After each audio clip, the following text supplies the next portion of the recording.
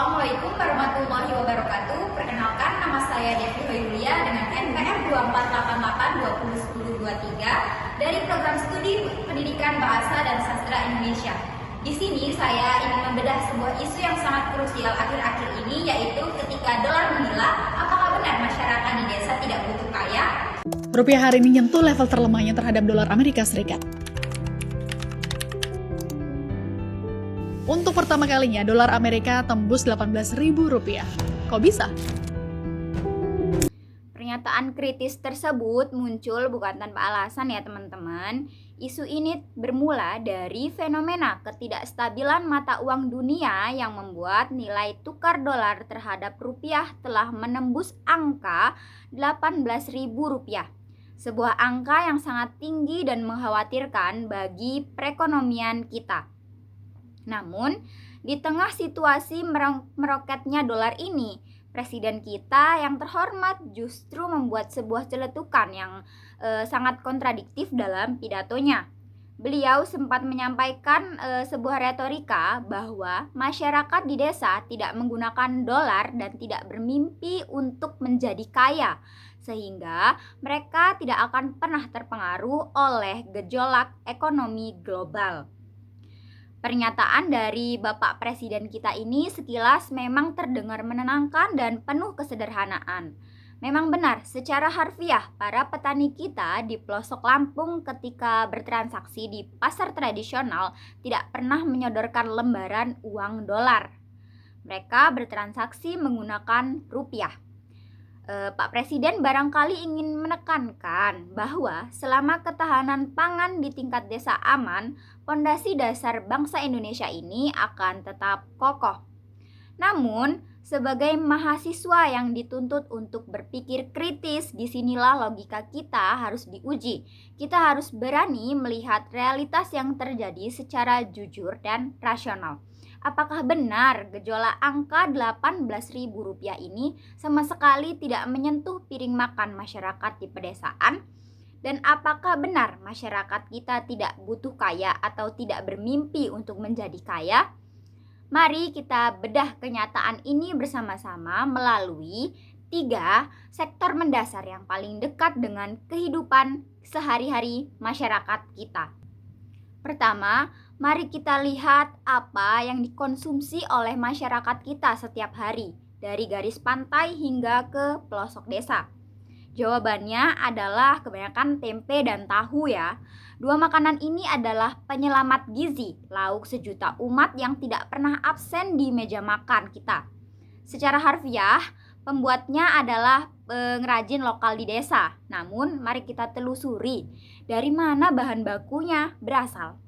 Faktanya, sebagian besar kedelai sebagai bahan baku utama tempe dan tahu di Indonesia harus kita impor dari luar negeri dan transaksinya 100% menggunakan mata uang dolar. Ketika dolar melonjak hingga Rp18.000, biaya para importir untuk mendatangkan kedelai ikut membengkak secara drastis. Dampaknya langsung terasa di warung-warung desa. Para pengrajin dilema. Jika harga tempe dinaikkan, masyarakat desa tidak mampu membeli. Jika harga tetap, mereka gulung tikar. Pilihan terakhirnya adalah strategi bertahan hidup. Ukuran tempe di pasar perlahan-lahan dipotong menjadi semakin kecil dan tipis.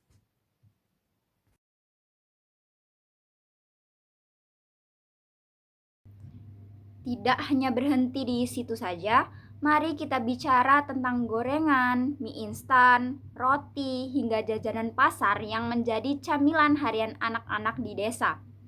Semua makanan itu berbahan dasar tepung terigu. Dan dari mana tepung terigu itu berasal? Tepung terigu dibuat dari tanaman gandum. Disinilah letak realitas ekologis kita. Iklim tropis Indonesia sama sekali tidak mendukung untuk penanaman gandum. Gandum hanya tumbuh subur di iklim subtropis. Tanah kita tidak cocok untuk menanam gandum dalam skala industri. Akibat keterbatasan iklim ini, 100% gandum yang diolah di negeri ini harus didatangkan dari luar negeri menggunakan dolar. Saat dolar menyentuh Rp18.000, harga tepung terigu meroket, dan seketika itu juga harga mie instan serta jajanan di warung pelosok ikut naik. Dolar tidak perlu hadir di dalam dompet masyarakat desa untuk dapat menguras habis isinya. Melalui perut yang lapar, dolar telah menyusup ke setiap dapur di pelosok negeri. Kedua, mari kita tengok kendaraan, mesin traktor, dan mobil-mobil pick-up yang dipakai masyarakat desa untuk mengangkut hasil pertanian mereka dari kebun menuju pasar tradisional. Semua mesin itu membutuhkan bahan bakar minyak atau BBM. Mungkin ada yang berargumen bahwa gejolak dolar tidak ada hubungannya dengan bensin di desa. Teman-teman sekalian, kita harus paham dari mana sih BBM itu berasal. Indonesia saat ini adalah negara yang masih sangat bergantung pada pasokan minyak mentah di luar negeri. Kita harus membeli minyak mentah dari pasar internasional, dan harga minyak dunia dipatok dengan mata uang dolar. Ketika dolar melonjak ke angka Rp18.000, tekanan terhadap sektor energi kita menjadi luar biasa hebat. Meskipun pemerintah berupaya menahan dampaknya, harga BBM non-subsidi untuk sektor industri dan transportasi logistik otomatis akan mengalami penyesuaian harga. Saat biaya bensin dan solar merangkak naik, ongkos angkut sayur dari kebun ke kota menjadi mahal. Biaya distribusi barang-barang kelontong dari kota ke desa ikut naik. Pada akhirnya, yang menanggung beban kenaikan harga barang itu adalah konsumen terakhir, yaitu masyarakat desa itu sendiri.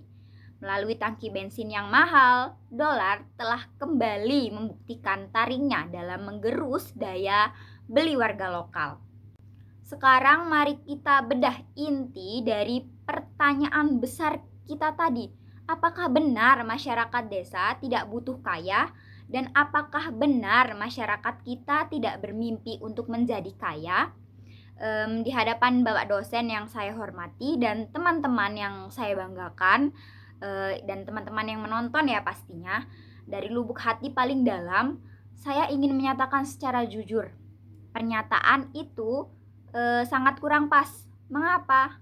Karena saya pribadi saya Devi Hoiruliani, yang sedang berbicara di depan kamera hari ini dengan penuh keyakinan bahwa saya ingin menjadi kaya. Dan saya yakin teman-teman yang sedang menyaksikan video ini pun memiliki impian yang sama. Menjadi kaya bukanlah sebuah dosa ya teman-teman. Menjadi kaya bukanlah sebuah kejahatan dan bukan pula hak eksklusif yang hanya boleh dimiliki oleh masyarakat perkotaan atau para pemilik korporasi besar di gedung-gedung pencakar langit. Masyarakat desa, para petani yang bermandikan keringat di bawah terik matahari, para nelayan yang bertaruh nyawa di tengah lautan, serta kita semua sebagai mahasiswa memiliki hak yang setara untuk bermimpi hidup sejahtera. Kita semua punya hak untuk memiliki kecukupan finansial, menyekolahkan anak-anak hingga jenjang tertinggi dan lepas dari jerat kemiskinan struktural. Impian untuk menjadi kaya dan sejahtera adalah motor penggerak peradaban dan kemajuan ekonomi. Jika kita menormalisasi kemiskinan, jika kita memadamkan impian masyarakat desa untuk kaya dengan dalih bahwa mereka sudah biasa hidup sederhana, maka kita sedang menjebak bangsa ini dalam lingkaran stagnansi yang tidak pernah berujung. Kita tidak boleh memaklumi keterbatasan dan membungkusnya dengan kata pasrah. Sikap kritis kita yang kita bangun hari ini adalah alarm keras bagi arah pembangunan nasional. Angka Rp18.000 per dolar ini adalah fakta objektif yang membuktikan bahwa di era globalisasi, kesejahteraan masyarakat kita dari kota hingga ke pelosok desa masih sangat rapuh dan mudah diguncang oleh dinamika luar negeri. Sampailah kita di penghujung pembahasan, teman-teman. Mari kita rangkum apa yang telah kita bedah bersama. Di video ini, dari sektor pangan, kita menemukan bahwa tempe, tahu, dan tepung terigu yang setiap hari dikonsumsi oleh masyarakat desa ternyata bergantung pada bahan baku impor yang dibeli menggunakan dolar. Dari sektor energi, kita melihat bagaimana bahan bakar minyak atau BBM yang menggerakkan traktor dan mobil pick-up petani turut terseret oleh harga minyak dunia yang dipatok dalam dolar.